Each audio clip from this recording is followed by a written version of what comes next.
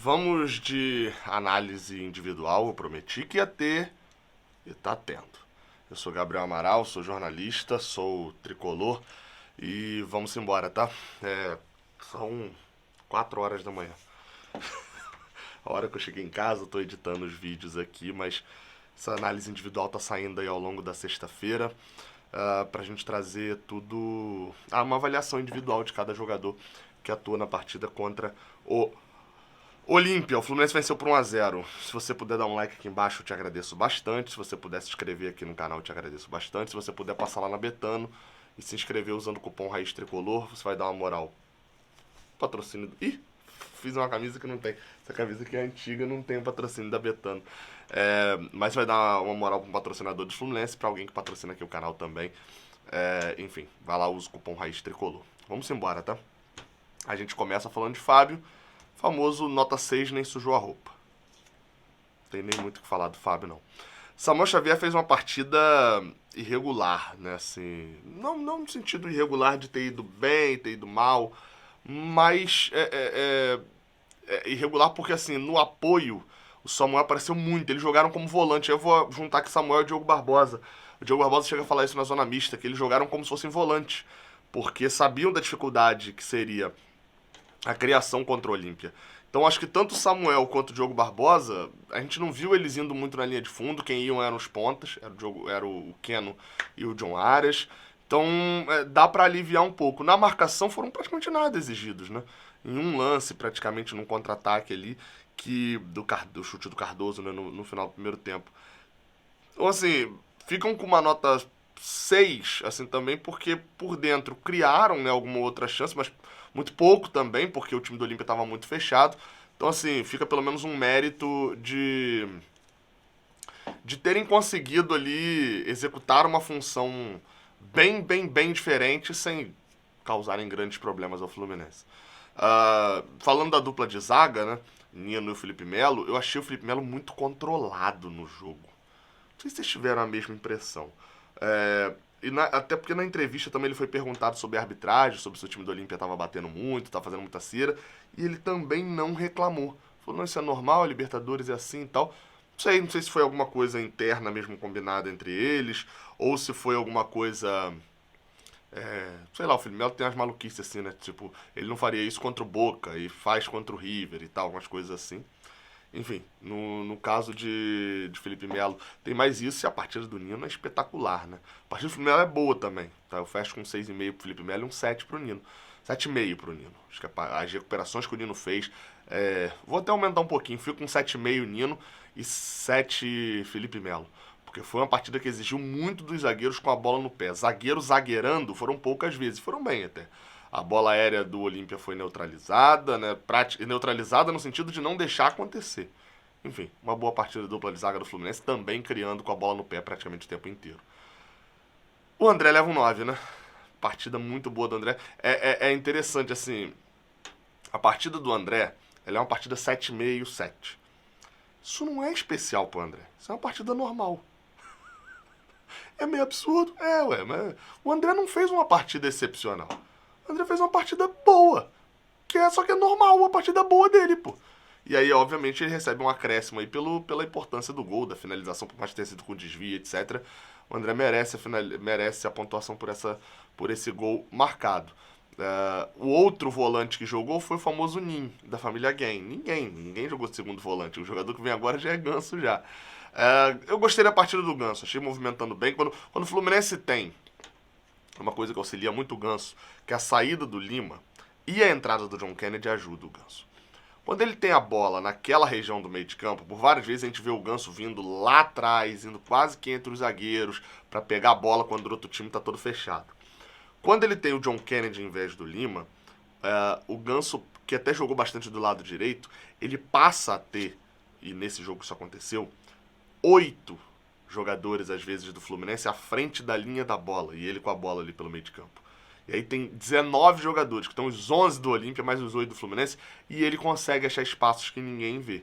Então ele rodou a bola bem, conseguiu fazer alguns bons passos. Não foram tantos passos verticais quanto a gente esperava, ou talvez quanto a gente queria, porque esperar era mais complicado, né? Porque o jogo era enroscado mesmo. Enfim, o Ganso soube gerar a bola, conseguiu pra mim ter uma boa atuação pra uma nota 7. Quem não foi tão bem foi o John Arias. Os dois pontas, como eu falei, a partir do momento que os laterais viram volantes, os pontas passam a ser os principais artifícios do Fluminense chegar no gol, né? Porque eu acabei de falar que o Ganso não tinha muito espaço para dar passe vertical, ele ia achar 2, 3 durante o jogo. Então os pontas passam a ser. E o John Arias jogou durante boa parte como ponta direita, caiu, veio pro lado esquerdo também em alguns momentos, enquanto o Keno também estava ali pelo lado esquerdo. No caso do John Arias, não foi falta de oportunidade. O John Arias tentou uma jogada que ele já fez várias vezes, que é marcado, ele dá o tapa para a linha de fundo e tentar um cruzamento para uma antecipação do John Kennedy, no caso do Germancano também. Não funcionou. Não é uma partida ruim, assim, mas talvez tenha sido realmente o pior em campo com uma nota 5,5. Muita entrega, enfim, é ele quem começa a jogada, inclusive, do segundo gol, mas teve oportunidade para fazer mais. Acho que esse é o ponto. Já o Keno, meu amigo, esse daí... Rapaz... Eu vi... O Alejandro Silva não ganhou uma, o lateral direito deles. O lateral ofensivo e tal, beleza, mas não ganhou uma. Eles dobraram no Keno no lance do gol. Não adiantou de nada. O Keno passa por um, dá o tapa, escorada do Germancano pro gol do André. Eles tentaram botar o Salazar, né, se eu não me engano, que era o outro lateral direito, em cima do Keno no segundo gol. Acho que não sei se já era o Alejandro Silva, era o Salazar ainda. Dane-se, foi driblado, sai o segundo gol.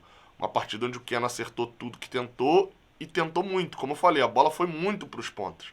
Mas quando batia no pé do Keno, criavam-se jogadas perigosas. Praticamente 80% das jogadas perigosas do Fluminense vieram do pé do Keno. Os 2 gols começam em jogada dele, ele não faz o gol, ele não dá assistência. Mas foi uma partida assim de almanaque do Keno, que só não tira 10 porque não fez o gol. Dada a importância do jogo, fica com 9,5. O John Arias já falei, Keno, John Kennedy e Germancano. Cara, vamos lá. O Germancano teve poucas chances de gol. Uma ele chutou em cima do goleiro, a outra ele fez, e outras 2 ele estava ali por dentro. É um jogador que se doa muito na marcação. Na zona mista, o Cano falou que o John Kennedy possibilita a ele estar mais vezes livre, porque divide a marcação. O problema é que boa parte dessas vezes que o Germancano está livre, antes vinha sendo até mais, agora diminuiu um pouco, acho que isso vai sendo também um acerto ali entre eles,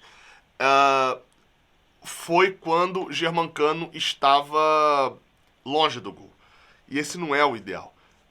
Dessa vez a bola sobrou 3 vezes, uma delas estava impedida, mas sobrou pelo menos 3 vezes para ele finalizar. A finalização não é simples, cara. Acertar aquela finalização do gol, quem jogou bola minimamente, sabe que você pegar uma bola que tá vindo de trás de você, você não tá vendo, a bola não tá vindo de frente. Até fiz um gol bonito na pelada de quarta-feira, batendo de primeira com a bola vindo assim de frente. Se a bola tá vindo de lado, um pouquinho mais chato, mas de repente ali você consegue posicionar o corpo, né, Dudu? Por exemplo. Se a bola tá vindo de trás aqui, ó, por cima de você, você tem... E outra, você não vai chutar assim, ó. O Germancano não chutou assim, ó. Acertando a bola tá caindo, ele acerta a bola. Ele pegou a bola de lado, pô. Você tem que acertar, inclusive, o tempo da bola também. Porque se você chuta assim, você só precisa acertar a direção, né? O tempo um pouquinho, você não chutar de canela e tal. Agora, se você chuta de lado, pô, é mais difícil ainda de você acertar o tempo. É um gol, assim, de um cara que faz muito gol. Do artilheiro da Libertadores. 7 gols, tá? Enfim. E por isso, acho que vale o 7,5. Vamos fechar com nota 8 pro Germancano pela importância do gol, pela dedicação na marcação. Não dá pra cobrar muito mais, não dá pra cobrar a criação de jogada do Germancano. E do John Kennedy, aí a gente vai pela participação. Acho que o John Kennedy foi muito bem marcado. Muito, muito, muito bem marcado. O Matheus Gamarra, que foi quem pegou mais, o zagueiro dele, soube direitinho atazanar o John Kennedy na questão do pivô, que ele faz muito bem essa ação de proteger a bola. O árbitro foi muito condescendente com as faltas, enfim, mas pelo menos usou o mesmo critério. Teve uma hora que o John Kennedy também foi pra cima do cara, protegeu, botou o braço pra cá e não sei o que, entrou ali um pouco mais duro também, ele não deu falta pro Olímpia. Então, pelo menos assim, o árbitro teve critério, mas acho que o critério passou da linha e deixou de marcar algumas faltas. No lance até do amarelo do John Kennedy, pra mim não foi falta, né? O John Kennedy, isso que eu falei da boa marcação. O Gamarra percebeu que o John Kennedy várias vezes, ele usa o corpo adversário pra ele se jogar e posicionar e ganhar. O Gamarra fez o quê nas últimas 2 vezes ali do jogo praticamente? O John Kennedy jogava e ele tirava o corpo. E aí no que ele ia tirando o corpo, o John Kennedy ia caindo pra cima do zagueiro, e obviamente isso não seria falta. Foi muito bem marcado, há de se elogiar esse ponto, a marcação paraguaia. Mas quase teve chance, quase fez gol de bicicleta no lance do gol do Germancano. Teve uma ou duas vezes que ele faz muito bem o domínio, faz muito bem o tapa, mas na hora de chutar ele tenta mais um drible. Teve um lance até, acho que um cruzamento do Samuel Xavier, que ele faz isso assim de esquerda, depois chuta em cima do cano. Então achei que errou numas tomadas de decisão, assim, o John Kennedy. Fica com 6,5, não foi uma atuação, longe de ser uma atuação ruim. Achei, inclusive, a escalação interessante, achei boa a escalação do Fernando Diniz. E não tô falando isso daqui só pelo resultado, falo isso no pré-jogo, né, uma ousadia muito grande do Fernando Diniz e achei boa. Não sei se é o ideal pra lá, acho que não. Acho que lá talvez um Martinelli cairia melhor, tá com 2-0 de vantagem. Mas acho que a gente ganhou uma nova variação com o John Kennedy, que não fez uma partida ruim, mas não fez uma partida, né, além de um 6,5 também não. Dos que entraram, Martinelli, assistência do Martinelli, inclusive, né? Entrou bem o Martinelli, fica aí com uma nota 7, entrou segurando bem o Rojão ali. Se perdeu um pouquinho no final, tava tentando carregar demais a bola, enfim. Mas conseguiu segurar bem o Rojão. E no André eu não acrescentei, né? O André é partida normal e tal, a gente normaliza uns absurdos. O André foi zagueiro, pô, durante uma boa parte do jogo, inclusive. É espetacular. Dos outros que entraram, cara, assim, eu não vou dar nota, né? Jogou pouco tempo, mas fica o pesar pelo Léo Fernandes, que assim, eu lá no Fla-Flu, eu até brinquei algumas vezes, eu falei, cara, se ele jogar o que jogou nesse Fla-Flu, o cara é craque. Mas vamos esperar pra poder ver um pouco mais, mas eu tô entusiasmado e tal, enfim. Mas eu não fiquei fiquei tratando o Léo Fernandes como um craque dali pra frente, tá? Como se aquilo fosse. Enfim, eu nem me empolguei tanto. Me empolguei um pouquinho. Mas, enfim, me permiti me empolgar. Mas, não, enfim, nem me deslumbrei tanto com o Léo Fernandes lá atrás, como se ele fosse a nova 8ª maravilha do mundo. Por outro lado, também, não vou tratar o Léo Fernandes como um lixo agora. O fato é que nas 2 vezes em que a gente depositou extrema esperança no Léo Fernandes, agora contra o Olímpia e no lance lá contra o Flamengo, né, no Maracanã especificamente, ele perdeu um gol cara a cara. Essa é a realidade. Ele saiu cara a cara com o goleiro. Não sei se faltou confiança pra chutar, o que faltou, a perna tremeu no Maracanã. Mas fato é que a gente tem que ter um pouquinho de calma com o Léo Fernandes. Não é o mesmo caso do John Arias, porque ele não tem um contrato longo, o Fluminense não comprou, ele está emprestado até o ano que vem só. Mas, de qualquer forma, é um jogador que pode agregar, pode. Mas no jogo contra o Olímpia, só teve essa chance de resolver a parada e perdeu o gol, né? E o outro que entrou também ali,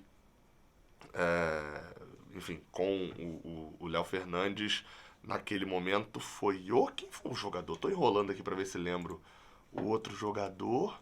E como eu não vou editar esse vídeo, deixa eu abrir aqui pra poder ver, porque foi alguém ali que joga mais no meio de campo, no ataque, por aí.